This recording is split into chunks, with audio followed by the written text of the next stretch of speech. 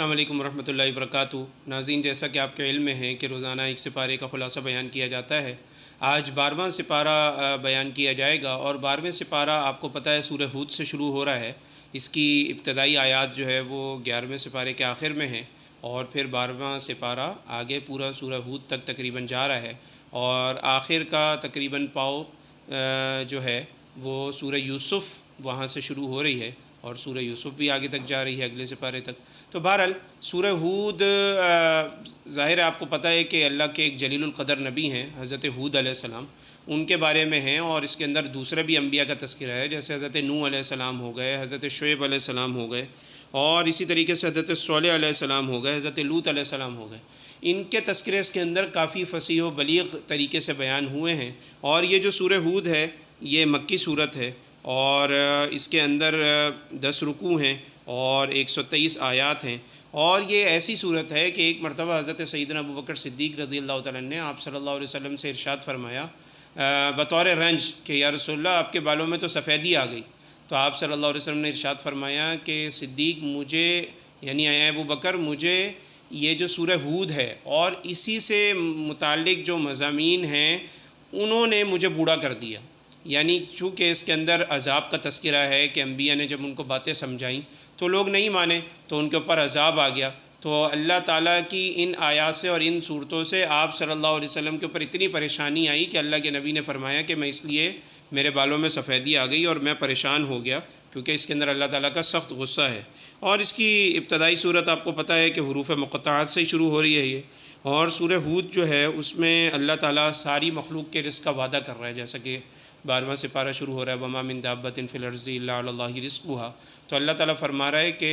جتنا رزق ہے اس کا وعدہ میرے ذمے ہے اور اس کو میں پورا کروں گا۔ تو اس کی تقوی دعا کے اندر حلال حرام کی تمیز کیے بغیر جو لوگ بھاگ رہے ہیں ان کو اس چیز کا پتہ ہونا چاہیے۔ ایک بزرگ فرما رہے تھے کہ اللہ تعالیٰ نے کبھی سور کو بھوکا سونے نہیں دیا، تو انسان تو اشرف المخلوقات ہے، تو اسے چاہیے کہ حلال طریقے سے کمائے اور جھوٹ دھوکہ بازی سے پرہیز کرے۔ اس کے بعد مشرکین جو تھے وہ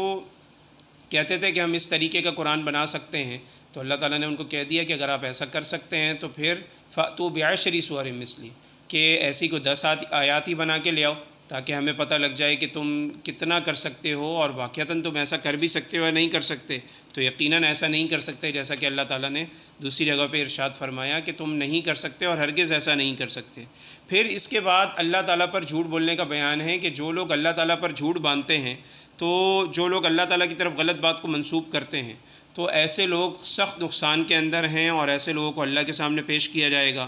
اور اللہ تعالیٰ کی طرف سے مقرر کردہ گواہی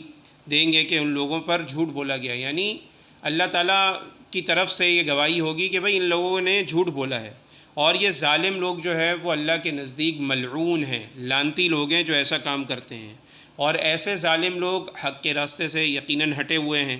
اور ایسے لوگ کیا کرنا چاہتے ہیں؟ دین میں شبہ پیدا کرنا چاہتے ہیں، شک و شبہ پیدا کرنا چاہتے ہیں تاکہ لوگ صحیح راستے کی طرف نہ آئیں۔ اور یہ وہی لوگ ہیں جو اللہ تعالیٰ پر جھوٹ بولتے ہیں، یہ آخرت کے منکر ہیں، یہ آخرت کو نہیں مانتے۔ اگر ان کو پتہ ہوتا کہ ہمیں اللہ کے سامنے کھڑے ہونا ہے اور یہ ڈرتے تو یہ ایسا کام نہ کرتے۔ اور یہی لوگ ہیں جو روئے زمین پر کہیں بھی اللہ تعالیٰ سے نہیں بچ سکتے۔ ظاہر ہے اللہ تعالیٰ کا غیظ و غضب ان کے ساتھ ہمیشہ رہے گا، اور قیامت کے دن ان کا کوئی حامی و مددگار نہیں ہوگا، اور اسی طرح ان کو جو عذاب ہوگا وہ دگنا ہوگا۔ اور اسی طریقے سے یہ بات بھی ان کو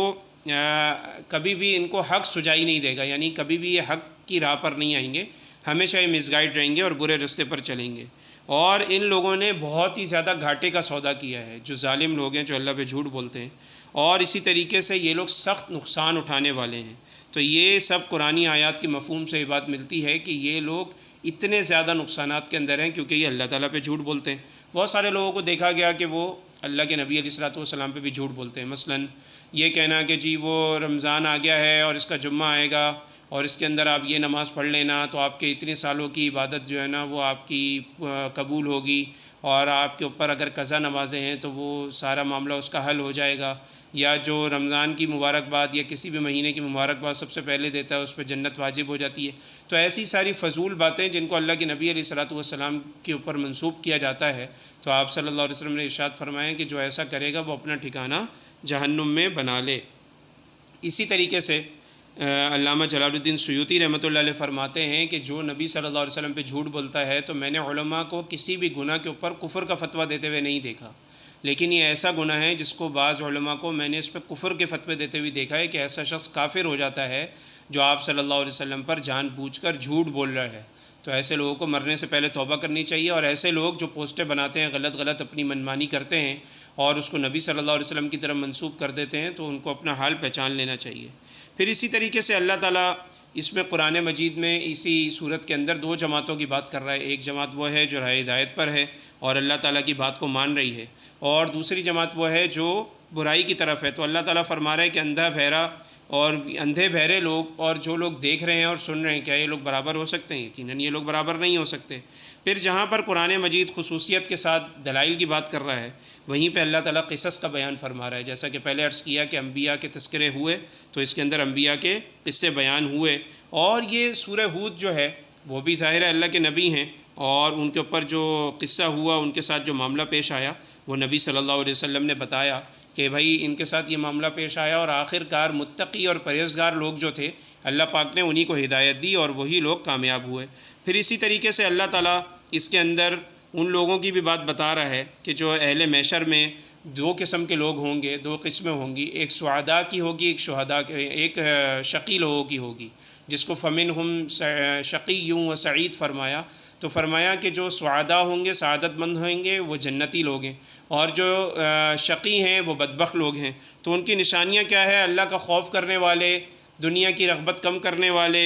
اور اسی طرح دل میں نرمی رکھنے والے، اللہ تعالیٰ کے سامنے شرمندہ رہنے والے، ایسے لوگ جو ہیں وہ جنتی ہیں۔ اور اگر اس کے الٹ جائیں، اس کی الٹ باتیں اگر آپ دیکھ لیں، اس کا نتیجہ یہ نکلے گا کہ ایسے لوگ شقی ہیں اور دوزخی ہیں۔ تو اسی طریقے سے اللہ تعالیٰ اس کے اندر ان سب باتوں کا تذکرہ فرما رہے ہیں، اور اسی طریقے سے پھر آگے اللہ تعالیٰ ایک مفہوم بیان فرما رہے ہیں کہ تمہیں دین کے اوپر ثابت قدم رہنا پڑے گا، اور اس کے اندر جو بھی مشکلات آئیں گی تمہیں برداشت کرنی پڑیں گی، اور ہمیشہ تمہیں سیدھے راستے پہ چلنا پڑے گا اور ہٹنا نہیں پڑے گا۔ حضرت ابن عباس رضی اللہ عنہ سے روایت ہے، وہ فرماتے ہیں کہ اس آیت سے زیادہ سخت آیت کبھی بھی نازل نہیں ہوئی، کیونکہ استقامت کے اوپر رہنا یہ سب سے بڑا انسان کا امتحان ہوتا ہے کہ انسان کے اوپر کسی بھی قسم کی کوئی مشقت آ جائے، کوئی پریشانی آ جائے، تو انسان کو اس کے اوپر کیا کرنا چاہیے؟ صبر کرنا چاہیے، اور استقامت کا اظہار کرنا چاہیے، اور اس کے اوپر قائم رہنا چاہیے۔ پھر اسی طریقے سے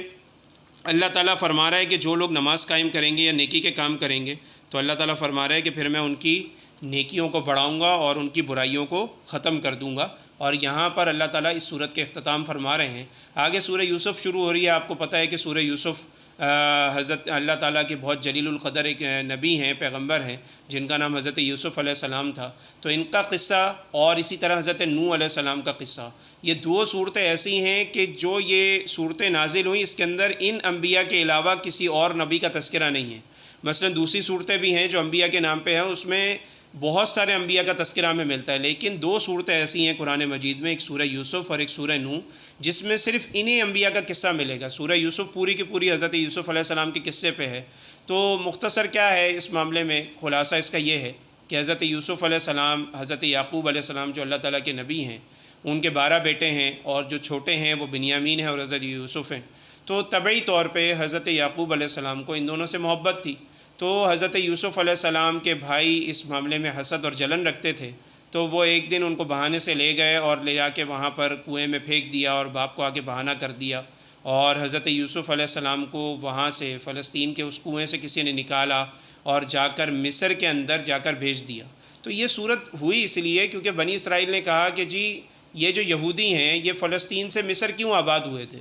تو وہ یہ سمجھ رہے تھے کہ چونکہ آپ صلی اللہ علیہ وسلم کو تو یہ بات پتہ نہیں ہوگی، جب آپ صلی اللہ علیہ وسلم جواب نہیں دیں گے تو ہم پوری دنیا میں مشہور کر دیں گے کہ اللہ کے نبی علیہ السلام نعوذ باللہ جھوٹے نبی، اور ان کو کچھ پتہ ہی نہیں ہے۔ تو اللہ تعالیٰ نے بذریعہ وہی بتایا کہ مصر میں آباد ہونے کی وجہ کیا ہوئی، تو وجہ یہی ہے کہ حضرت یعقوب علیہ السلام کے 12 بیٹے ہیں، ان 12 بیٹوں میں چھوٹے بنیامین اور حضرت یوسف ہیں۔ حضرت یوسف سے بھائیوں نے جلن کا اظہار کیا، ان کو لے جا کے کنویں میں پھینک دیا، وہاں سے کسی نے ان کو ڈول سے نکالا، نکالنے کے بعد اس کو مصر کے بازار میں بیچ دیا، وہاں سے ان کو خرید دیا عزیز مصر نے، اور وہ وہاں پر بطور غلام رہنے لگے۔ چونکہ خوبصورت بہت تھے، تو جو عزیز مصر کی بیوی تھی جس کا نام زلیخا آتا ہے، انہوں نے حضرت یوسف علیہ السلام سے برائی کا ارادہ کیا اور ان کو گناہ کی طرف آمادہ کیا۔ جب حضرت یوسف علیہ السلام نہیں مانے اور عزیز مصر کو پتہ لگا تو انہوں نے الٹا الزام حضرت یوسف پہ لگایا، تو عزیز مصر نے حضرت یوسف علیہ السلام کو جیل میں ڈلوا دیا۔ پھر ایک وقت ایسا آیا کہ عزیز مصر نے ایک خواب دیکھا اور اس خواب کی تعبیر تمام لوگوں سے پوچھی، تو حضرت یوسف علیہ السلام کو اس خواب کی تعبیر پتہ تھی۔ حضرت یوسف علیہ السلام نے اس خواب کی تعبیر بھی بتائی اور ساتھ اس سے نکلنے کا، اس مشکل سے نکلنے کا حل بھی بتایا۔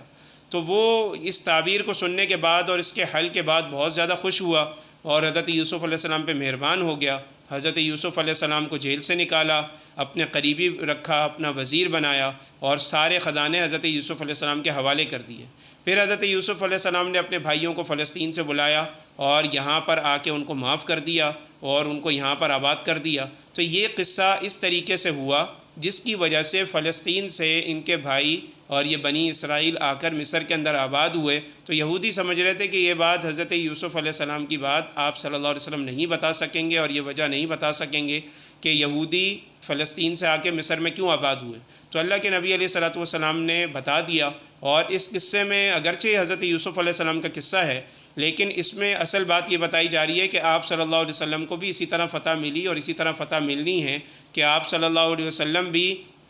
اسی طریقے سے مشکلات کا شکار ہوں گے، لیکن آخر میں آپ صلی اللہ علیہ وسلم نے اپنے قوم اور اپنے قبیلے والے یعنی مکہ میں جب فتح ہوئی تو آپ صلی اللہ علیہ وسلم نے یہی بات فرمائی کہ میں آج اپنے بھائی یوسف کی طرح تم سب کو معاف کرتا ہوں اور تم سب کو آزاد کرتا ہوں۔ یہی الفاظ حضرت یوسف علیہ السلام نے بھی اپنے بھائیوں کے بارے میں فرمائے تھے۔ تو ہماری دعا ہے کہ اللہ رب العزت سے کہ جو کچھ ہم نے سنا اس پر ہم سب کو عمل کرنے کی توفیق عطا فرمائے۔ وآخر دعوانا ان الحمد للہ رب العالمین۔